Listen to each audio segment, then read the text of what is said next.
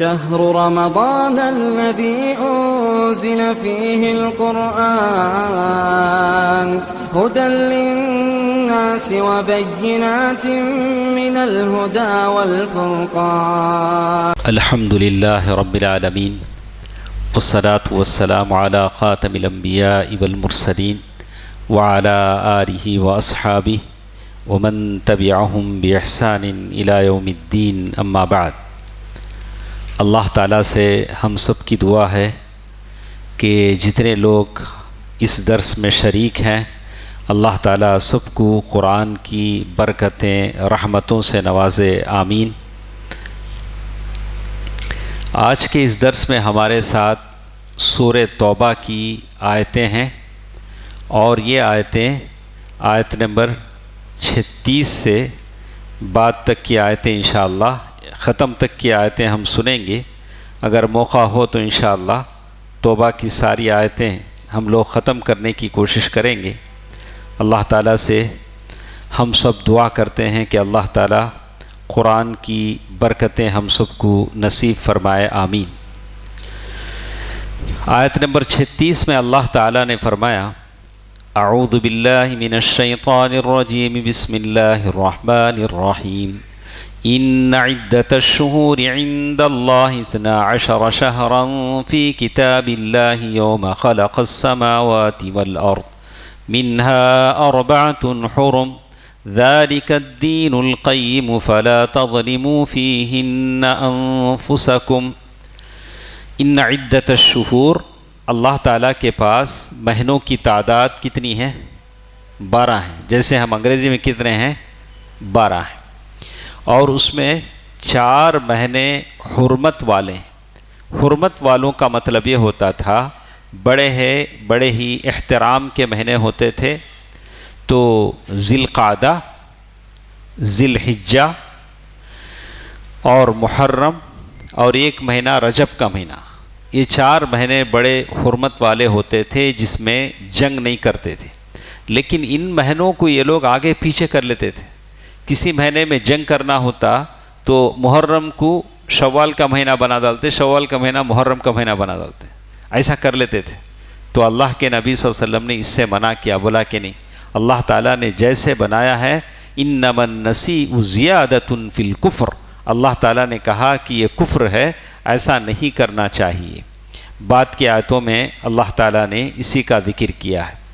اس کے بعد کچھ اور باتیں ہمارے ساتھ ہیں. حرمت کے مہینوں کے بعد ایک بات انہوں نے یہاں کہی ہے کہ اللہ کے نبی صلی اللہ علیہ وسلم کو الا تنصروا سورۃ التوبہ آیت نمبر 40، جس میں اللہ تعالیٰ نے کہا الا تنصروه فقد نصرہ اللہ اذ اخرجہ الذین کفروا ثانی اثنین اذ ہما فی الغار اذ یقول لصاحبہ لا تحزن ان اللہ معنا. ہم سب کو معلوم ہے کہ اللہ کے نبی صلی اللہ علیہ وسلم مکے میں تھے اور اللہ تعالیٰ سے اجازت کے منتظر تھے کہ اللہ اجازت دے کہ آپ مدینہ مائیگریٹ ہوں، مدینہ ہجرت کریں. تو ام المؤمنین عائشہ رضی اللہ تعالیٰ عنہ فرماتی ہیں کہ ایک دن دوپہر کا وقت تھا. اللہ کے نبی صلی اللہ علیہ وسلم دوپہر کے وقت باہر نہیں نکلتے تھے، قیلولہ کرتے تھے، کچھ دیر آرام کرتے تھے. تو اللہ کے نبی صلی اللہ علیہ وسلم کھڑی دوپہر کے وقت منہ پر کپڑا چھاپے اللہ کے نبی صلی اللہ علیہ وسلم ابو بکر صدیق رضی اللہ عنہ کے گھر آئے. تو ابو بکر صدیق رضی اللہ تعالیٰ عنہ نے دیکھا کہ اس وقت اللہ کے نبی آ رہے ہیں تو ضرور کوئی نہ کوئی ایمرجنسی والی بات ہوگی. تو جیسے اللہ کے نبی صلی اللہ علیہ وسلم آئے، اجازت مانگا کہ ابو بکر میں گھر میں آنا چاہتا ہوں. تو اس سے معلوم ہوتا ہے کہ شاید آپ کا کتنا گہرا دوست ہی کیوں نہ ہو، اس کے گھر پر آپ جائیں تو پہلے کیا لیں؟ اجازت لیں. پہلے آپ کو پرمیشن لینا پڑے گا، اجازت لینی پڑے گی. تو کہتے ہیں کہ انہوں نے اجازت لی اور جیسے ہی گھر میں داخل ہوئے کہا کہ سارے لوگوں کو گھر سے باہر نکال دو. تو کہا کہ اللہ کے رسول میرے گھر میں اور کوئی نہیں ہے، یا تو میری بیوی ہے یا تو آپ کی دلہن ہے. وہ کون ہے؟ ام المؤمنین عائشہ رضی اللہ تعالیٰ عنہ. اس کے بعد اللہ کے نبی صلی اللہ علیہ وسلم نے بتایا کہ مجھے ہجرت کی اجازت مل گئی ہے، مجھے ہجرت کی اجازت مل گئی ہے۔ تو ابو بکر صدیق رضی اللہ تعالیٰ عنہ نے پوچھا اللہ کے رسول کیا میں بھی آپ کے ساتھ چلوں گا؟ بولا کہ ہاں تم بھی چلو گے۔ تو 2 اونٹنیاں تیار کی گئیں اور ایک وقت طے کیا گیا۔ اللہ کے نبی صلی اللہ علیہ وسلم صبح سحر یعنی صبح کی نماز سے پہلے آدھی رات کے وقت یعنی 3-4 بجے کے وقت مکے سے نکل کر غار ثور تک پہنچ گئے، غار ثور تک پہنچ گئے۔ اور راستہ بتانے والا بھی کون تھا؟ عبداللہ بن اریقط، کیا نام تھا اس کا؟ عبداللہ بن اریقط۔ اور جو اور ایک تھا اس میں ایک کافر تھا، مسلمان نہیں ہوا تھا لیکن وہی گائیڈ تھا، اس لیے کہ پہاڑوں میں جو راستہ ہوتا ہے وہ ہر ایک کی سمجھ میں نہیں آتا تھا، تو راستہ بتانے والا جو تھا وہ کافر تھا۔ دیکھا کہ ہر کافر مسلمانوں کا دشمن نہیں ہوتا ہے۔ اللہ کے نبی صلی اللہ علیہ وسلم مکے سے مدینہ نکل رہے ہیں لیکن گائیڈ کون ہے؟ کافر ہے، وہی راستہ بتا رہا ہے۔ اور اللہ کے نبی صلی اللہ علیہ وسلم ام المؤمنین عائشہ رضی اللہ تعالیٰ عنہ اور اسماء بنت ابی بکر نے توشہ تیار کیا اور اللہ کے نبی صلی اللہ علیہ وسلم نکل چلے۔ اسی کا ذکر اللہ تعالیٰ نے اس آیت میں کیا ہے۔ تو کہتے ہیں کہ یہ آیت نمبر 40 جس میں اللہ تعالیٰ نے پورے ہجرت کے سفر کا ذکر کیا۔ اللہ کے نبی صلی اللہ علیہ وسلم 3 راتیں اللہ کے نبی صلی اللہ علیہ وسلم وہاں موجود تھے، یعنی مطلب اس غار میں 3 راتیں غار ثور میں اللہ کے نبی صلی اللہ علیہ وسلم موجود تھے۔ اس کے بعد عامر بن فہیرہ یہ دونوں اونٹنیاں لے کر آئے، تو وہاں سے اللہ کے نبی صلی اللہ علیہ وسلم اور ابو بکر مدینے کے لیے روانہ ہوئے۔ تو اسی لیے کہتے ہیں جب مدینے کو پہنچے، مدینے کے راستے میں نکلے تو کافروں نے اعلان کر دیا، مکے کے مشرکوں نے، کہ جو اللہ کے نبی اور ابو بکر کو لائیں گے ان کو 100 اونٹ انعام دیے جائیں گے، زندہ یا مردہ 100 سرخ اونٹ انعام دیے جائیں گے۔ تو کتنے اونٹ؟ بدل آج کے زمانے میں مرسڈیز کار کی جو قیمت ہے وہ زمانے میں اونٹ کی اتنی قیمت تھی۔ تو اس انعام کا لالچ سن کر سراقہ بن مالک ایک صحابی تھے، بعد میں مسلمان ہوئے، ان کو جوش آیا کہ چلو ہم ڈھونڈتے ہیں۔ تو وہ پیچھا کرتے نکلے اور اتنے قریب پہنچ گئے کہ اللہ کے نبی صلی اللہ علیہ وسلم کی تلاوت ان کو سنائی دینے لگی، لیکن اللہ کا کرنا ایسا ہوا کہ ان کے اونٹ گھوڑے کے پیر زمین میں دھنس گئے۔ تو پھر انہوں نے اللہ تعالیٰ سے استغفار چاہی، بعد میں انہوں نے معافی چاہی۔ اللہ کے نبی صلی اللہ علیہ وسلم نے ان کو امان لکھ کر دیا، تو اس طرح اللہ تعالیٰ نے ان کو بچا لیا۔ یہ سراقہ بن مالک ہیں، مالک بن جعشم ہیں، جن کے ساتھ ایسا واقعہ پیش آیا۔ اور پھر راستے میں چلے، تو راستے میں جاتے جاتے جب مدینے کے قریب پہنچے تو زبیر رضی اللہ تعالی عنہ جو اور کئی تاجر جو شام سے تجارت کر کے آ رہے تھے، کپڑوں کی تجارت، تو راستے میں اللہ کے نبی صلی اللہ علیہ وسلم ابو بکر ملے تو ان کو کپڑے ہدیہ کیا، سفید کپڑے، اللہ کے نبی صلی اللہ علیہ وسلم کو ہدیتاً کپڑے پہنائے، سفید کپڑے۔ ہدیہ لینا دینا اچھی بات ہے، اللہ کے نبی صلی اللہ علیہ وسلم بھی ہدیہ لیتے تھے۔ تو دو لوگ ہدیہ لیتے ہیں وہ ہدیہ دینا بھی سیکھیں، تو اس سے کیا ہوتا ہے؟ تحادو تحابو، ہدیہ لینے دینے سے محبت بڑھتی ہے۔ کیا ہوتی ہے؟ محبت بڑھتی ہے۔ کبھی بیوی کو بھی ہدیہ دینا نہیں، کبھی بیوی شوہر کو کیا کرنا؟ انہوں بھی ہدیہ دینا، اس سے کیا ہوگا؟ محبت بڑھے گی۔ دوستوں کو بھی دینا، جو دینا انہوں جو لیتے ہیں وہ دینا بھی سیکھنا۔ اللہ کے نبی صلی اللہ علیہ وسلم لیتے تھے تو دینا بھی سیکھتے تھے۔ آپ کو معلوم ہے ایک واقعہ آپ نے سنا ہوگا، مدینے کا جو بڑا منافق تھا، ہمارے پاس وہ واقعہ آئے گا اسی سورہ توبہ میں، اس کا نام کیا تھا؟ ذرا زور سے بولو نا بھائی۔ عبداللہ بن ابی، مدینے کے جو منافقوں کا سردار تھا اس کا نام کیا تھا؟ عبداللہ بن ابی۔ اس کا جب انتقال ہوا تو ان کے بیٹے آئے، آ کر بولے اللہ کے رسول آپ اپنی قمیص دے دیں، آپ کی قمیص کو میں میرے ابا کا کفن بناتا ہوں۔ تو اللہ کے نبی صلی اللہ علیہ وسلم کیا کریں گے؟ اللہ کے نبی اپنی قمیص اٹھا کے دے دیے. تو بعد میں علماء نے لکھا، اتنا ہی نہیں کیا انہوں نے، اس کے بعد کہا کہ اللہ کے نبی آپ میرے ابا کا جنازہ بھی پڑھائیے، جبکہ معلوم ہے کہ وہ منافقوں کا سردار ہے، نام کے لیے اسلام لایا ہے، کلمہ پڑھا ہے. تو مفسرین لکھتے ہیں کہ جنگ بدر میں جب کافر لوگ قید ہو کر آئے تو قیدیوں میں آپ کے چچا عباس بھی تھے. جو لوگ 70 آدمی قید ہوئے اس میں آپ کے چچا عباس بھی تھے. قیدیوں کو باندھ دیا گیا تھا، اسے رسیوں سے باندھ دیا گیا. تو عباس رضی اللہ تعالیٰ عنہ کے جسم پر قمیص نہیں تھی، ننگے تھے. نیچے کا تو بھی تہبند رنگا لیکن اوپر نہیں تھی، ٹھنڈ ہو رہی تھی، کانپ رہے تھے. اور وہ اتنے ہائٹ تھے کہ کسی کی قمیص ان کو بس نہیں آتی تھی. تو عبداللہ بن ابی جو منافقوں کا سردار تھا اس کی قمیص بس آتی تھی. تو اس کی قمیص لے کر اللہ کے نبی صلی اللہ علیہ وسلم نے اپنے چاچا کو پہنایا. وہ احسان اللہ کے نبی صلی اللہ علیہ وسلم نے کیسے چکایا؟ مرنے کے بعد کفن کے طور پر اپنی قمیص اسے دیا. دیکھا اللہ کے نبی صلی اللہ علیہ وسلم نے کسی سے احسان لیا تو احسان کا بدلہ دیا، احسان کا بدلہ چکایا. تو کسی سے ہم ہدیہ لیتے ہیں تو ہدیہ دینا بھی سیکھیں، صرف ون وے جانے کی کوشش نہ کریں. کسی سے لیتے ہیں اگر طاقت ہو، اگر آدمی کے پاس طاقت ہو تو دے گا، طاقت نہیں ہے تو کوئی بات نہیں. یہاں اور بات اللہ تعالیٰ نے کہا الا تنصروه فقد نصرہ اللہ اذا اخرجہ الذین کفروا ثانی اثنین. جب یہ لوگ چھپتے چھپاتے غار ثور میں چھپے رہے تو مکے کے لوگ پیچھا کرتے کرتے اللہ کے نبی صلی اللہ علیہ وسلم کے غار تک پہنچ گئے. تو ابوبکر صدیق رضی اللہ تعالیٰ عنہ کو ڈر لگنے لگا. تو ابوبکر صدیق نے کہا اللہ کے نبی یہ کافر ہیں، یہاں تک آ گئے ہیں، اگر یہ لوگ ایک بھی نیچے دیکھ لے تو ہم پکڑے جائیں گے. اللہ کے نبی نے کہا ابو بکر تمہارا کیا خیال ہے؟ ہم 2 ہیں، ہمارے ساتھ تیسرا کون ہے؟ ہمارا اللہ ہے. تو اللہ تعالیٰ نے بچا لیا. مدینہ پہنچے، اور جب مدینہ پہنچے تو مدینے والے ہر دن انتظار کرتے تھے اللہ کے نبی صلی اللہ علیہ وسلم کب آئیں گے. ایک یہودی تھا جو اپنی کسی ضرورت سے اوپر قلعے کے اوپر چڑھا تھا. دور سے دیکھ کے اس نے پہچان لیا، مسلمانوں سے کہا کہ او مسلمانوں دیکھو تمہارا رسول آ رہا ہے.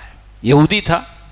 تو مسلمان لبیک یعنی اللہ اکبر کہتے ہوئے تلواروں کے ساتھ اللہ کے نبی صلی اللہ علیہ وسلم کا استقبال کیا. اللہ کے نبی صلی اللہ علیہ وسلم مسجد قباء میں اترے اور اللہ کے نبی صلی اللہ علیہ وسلم نے وہاں مسجد بنائی. اس کے بعد اللہ کے نبی صلی اللہ علیہ وسلم مدینہ پہنچے تو اللہ کے نبی صلی اللہ علیہ وسلم نے سب سے پہلے مسجد نبوی بنائی اور کہا کہ ہر کوئی مدینے میں چاہتا تھا کہ اللہ کے نبی صلی اللہ علیہ وسلم کو اپنا مہمان بنائے. کون نہیں چاہے گا؟ اللہ کے نبی صلی اللہ علیہ وسلم نے فرمایا کہ میری اونٹنی کو چھوڑ دو، جہاں میری اونٹنی بیٹھے گی وہیں میرا مقام ہوگا. فإنہا مأمورہ، میری اونٹنی اللہ کے حکم سے چلتی ہے. تو اونٹنی چلنے لگی تو کہتے ہیں کہ اونٹنی وہاں جہاں کر بیٹھ گئی جہاں مسجد نبوی ہے، اور وہاں چند مسلمان نماز پڑھا کرتے تھے. اور وہ مسجد نبوی کی جگہ 2 یتیم بچوں کی تھی، سہل اور سہیل.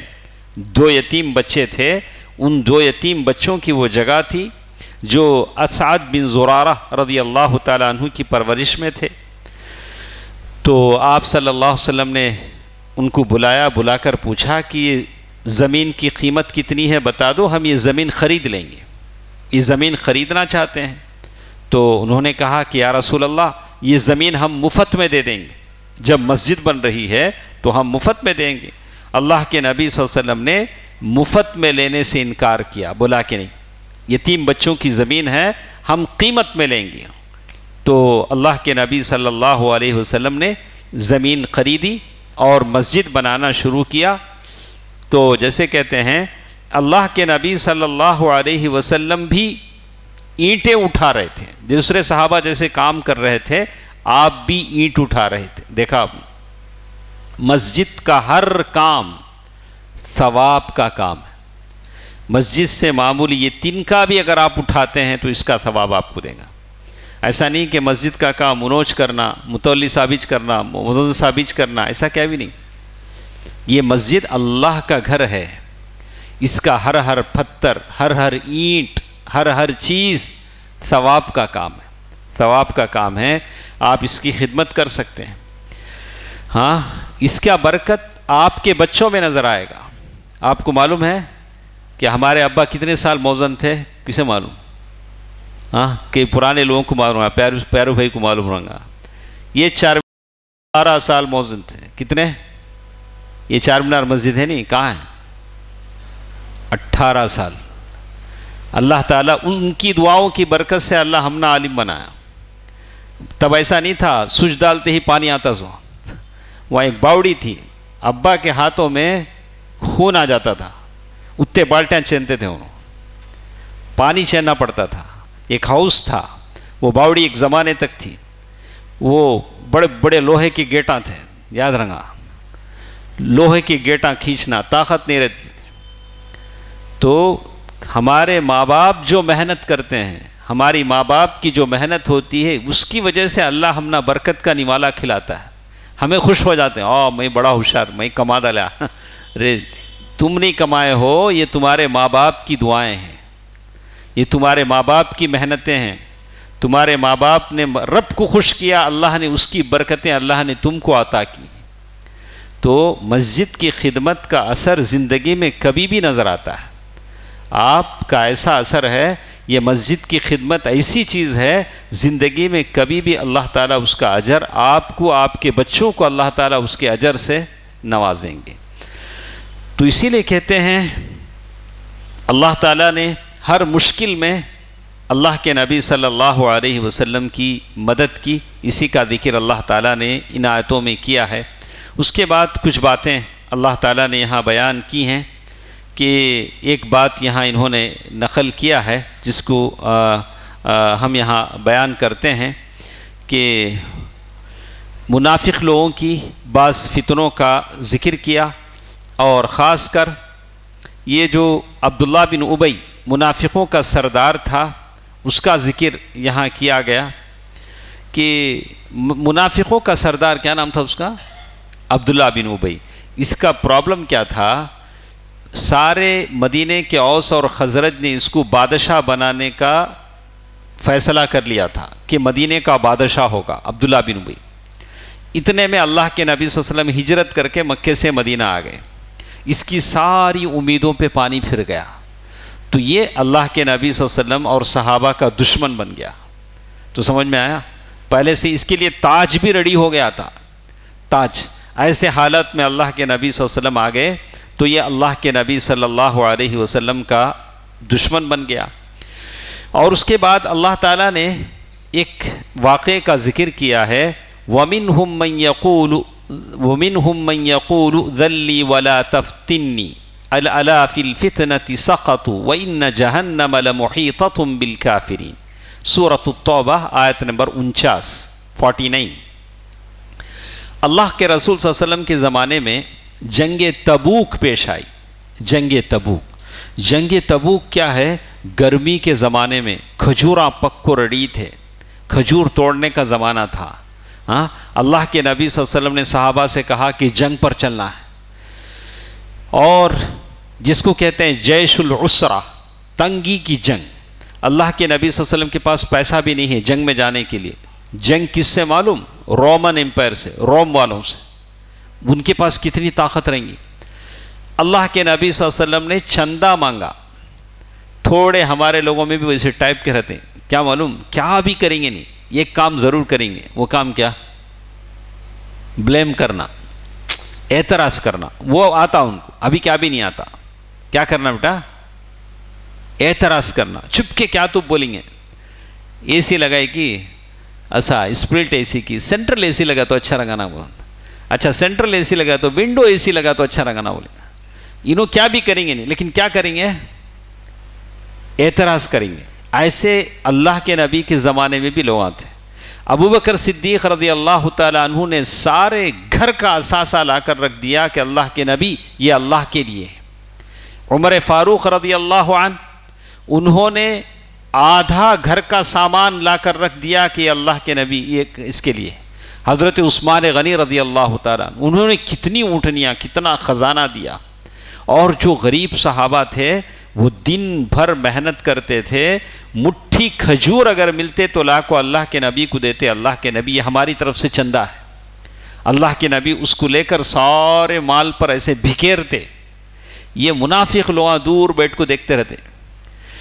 جو لوگ زیادہ لاکھوں دیتے، عبد الرحمن ابن عوف دوسرے مالدار صحابہ بولتے ارے انہیں دکھانے کے واسطے لاکھوں دیتا، چپ کے لوگاں بولنا اتنا دے ڈالا بول کو. اچھا یہ لوگ جو مٹھی لاکھوں دیتے ان کو دیکھ کو بولتے ابا اللہ تیرے مٹھی کھجوراں کا محتاج ہے کہ اللہ کے پاس بہت خزانے ہیں. لیکن انہوں یہ بھی نہیں دیتے وہ بھی نہیں دیتے. کیا کرتے؟ خالی بولتے. مٹھی دینے والے کو بھی بخشتے نہیں، ان کو بھی بخشتے نہیں. ایسے لوگ منافق وہ زمانے میں بھی تھے.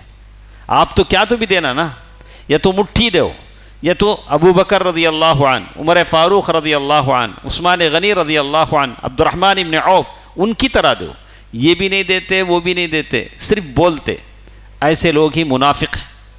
منافق ہیں جو اس زمانے میں. اچھا اس زمانے میں اور ایک آدمی تھا، اس کا نام کیا معلوم؟ جد بن قیس. کیا نام؟ جد بن قیس. انہیں کیا بولا معلوم؟ اللہ کے رسول میرے بہت بیویاں ہی، اچھی بات ہے 1 سے 2 بیویاں رندے اچھی بات ہے، میں کیا کہتا جلدی فتنے میں پڑ جاتا. میں اب تمہیں روم لے جاتے ہیں، وہ گورے گورے عورتیں رہیں گے، میں فتنے میں پڑ جاؤں گا. میں نہیں آتا جنگ میں، میں آج مدینے میں رہتا ہوں. کیا بولا انہیں؟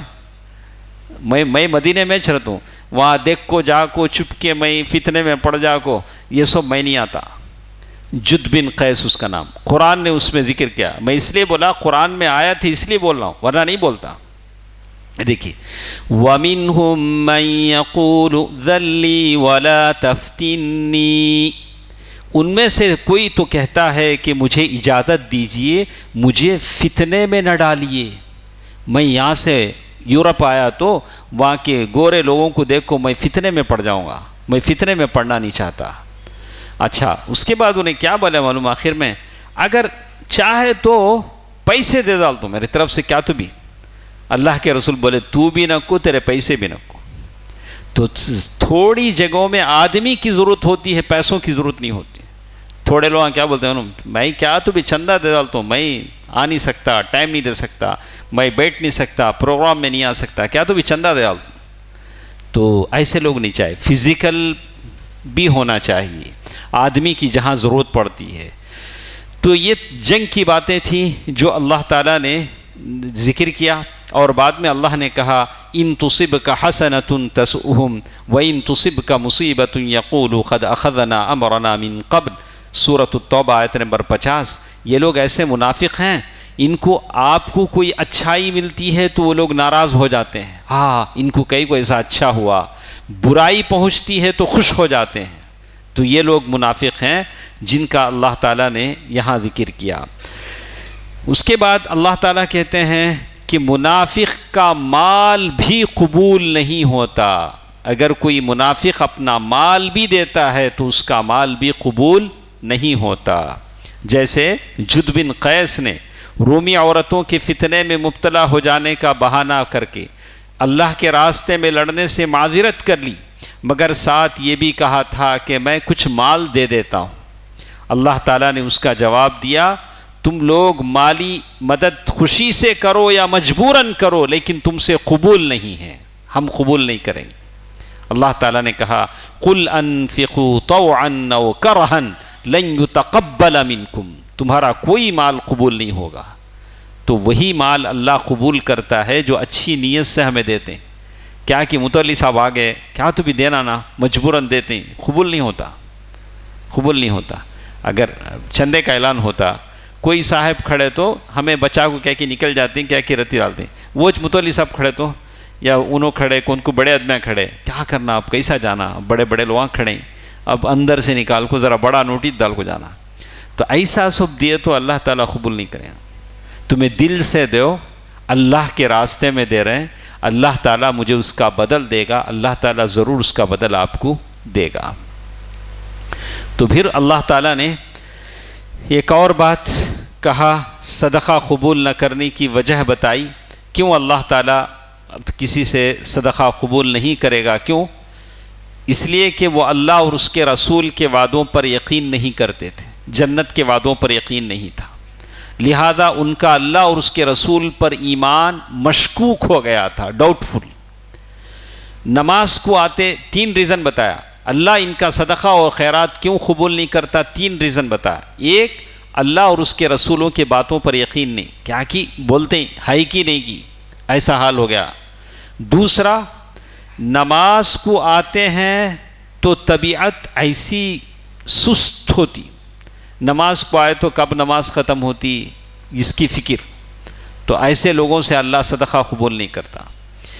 اور صدقہ دیتے ہیں تو جرمانہ سمجھ کر دیتے ہیں یا تاوان سمجھ کر دیتے ہیں، ایسی نیت سے اگر دیں گے تو وہ جیسے ہماری حالت ہے، شروع رمضان میں مسجد بھر جاتی، اب بیچ رمضان میں 2 صفانچ ہوتے، تو بالکل میں جب یہ پڑھ رہا تھا مجھے لگا کہ یہ تو ہماری حالت ہے، آج ہم بالکل انہی حالات سے گزر رہے ہیں، یہ تینوں چیزیں ہمارے پاس، ہمیں صدقہ خیرات بھی دل سے نہیں کرتے، زبردستی کرتے ہیں، کیا کہ رمضان آیا، کیا کہ ایک دینا دے ڈالیں گے، جان چھڑا لیں گے، ایسا بہت کم لوگ ہیں جو دل سے دیتے ہیں، ارے اللہ کا مال ہے، اللہ کے راستے میں دے رہا ہوں، اللہ تعالیٰ اس کا بدل دے گا، وہ سمجھ کر دینے والے بہت ہیں۔ نماز کی حالت بھی ہماری ایسی ہے، اللہ تعالیٰ ہم سب پر رحم فرمائے، اسی کا ذکر اللہ تعالیٰ نے کہا۔ اس کے بعد آگے اللہ تعالیٰ نے ایک اور بات یہاں کہی ہے، وَمِنْهُمْ مَنْ يَلْمِزُكَ فِي الصَّدَقَاتِ فَإِنْ أُعْطُوا مِنْهَا رَضُوا وَإِنْ لَمْ يُعْطَوْا مِنْهَا إِذَا هُمْ يَسْخَطُونَ۔ یہ غور سے سنیں، خلاص یہ اسی میں ہمارا وقت ہو گیا، بہت ساری باتیں ہمارے پاس ہیں، لیکن اللہ سے توفیق طلب کرتے ہیں، جتنے کم سنتے ہیں آپ اسی پر عمل کریں، بس یہ ضروری نہیں کہ ساری باتیں ہم سن لیں، اور بھی زندگی ہے انشاءاللہ سن لیں گے، اور میں نے ساری باتیں نوٹ کر لی ہیں لیکن سن لیں گے، تو یہ باتیں ہم آپ کے سامنے بتاتے ہیں۔ ابو سعید خدری رضی اللہ عنہ، ابو سعید خدری رضی اللہ عنہ، یہ بات آخر میں اس لیے بتا رہا ہوں کہ اعتراض کرنے والے رہیں گے، دنیا میں اعتراض کرنے والوں کی کمی نہیں، اعتراض کرنے والے رہتے ہیں، آپ کچھ بھی کرو وہ لوگ اعتراض کرتے رہیں گے۔ ابو سعید خدری رضی اللہ تعالیٰ عنہ فرماتے ہیں کہ حضرت علی رضی اللہ تعالیٰ عنہ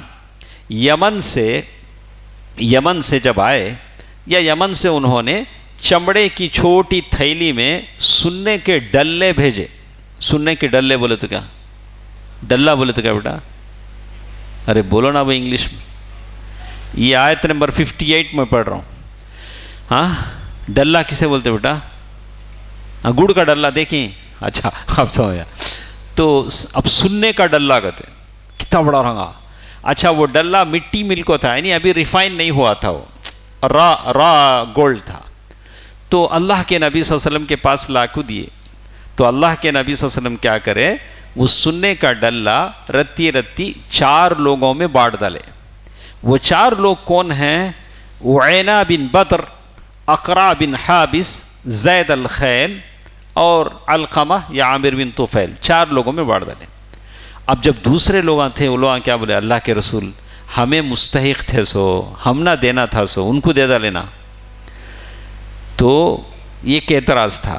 تو اللہ کے نبی صلی اللہ علیہ وسلم کو معلوم ہوا، اللہ کے نبی صلی اللہ علیہ وسلم بولے میرے اوپر تم لوگوں کو اطمینان نہیں کی، ارے میں تو آسمان والے کا امین ہوں، آسمان سے میرے پاس وحی آتی ہے، اللہ نے مجھے امانت دار بنا کر نبی بنایا ہے، میں یہ امانت میں کیسا خیانت کروں گا؟ اور اس کے بعد اللہ کے نبی نے کہا کہ میرے پاس صبح و شام آسمان کی خبریں آتی ہیں، جبریل امین میرے پاس صبح و شام خبر لے کر آتے ہیں۔ اس کے بعد ایک آدمی ادھر سے اٹھا، کانسی کی کونے سے، وہ آدمی کیسا تھا؟ اس کی حدیث میں، صحیح بخاری کی حدیث میں بتائی، اس کی آنکھیں دھسی ہوئی تھی، آنکھیں دھسنا بولے تو آنکھیں اندر جا کو تھے، یہ ہڈیاں باہر آ جا کو تھی، ہاں، اور اس کے بعد پیشانی باہر نکلی ہوئی تھی، رخسار کی ہڈیاں ابھری ہوئی تھی، داڑھی بڑی داڑھی، ماشاءاللہ اللہ ماں کے سر کا تھے انہوں۔ اس کے بعد وہ سر منڈا ہوا تھا.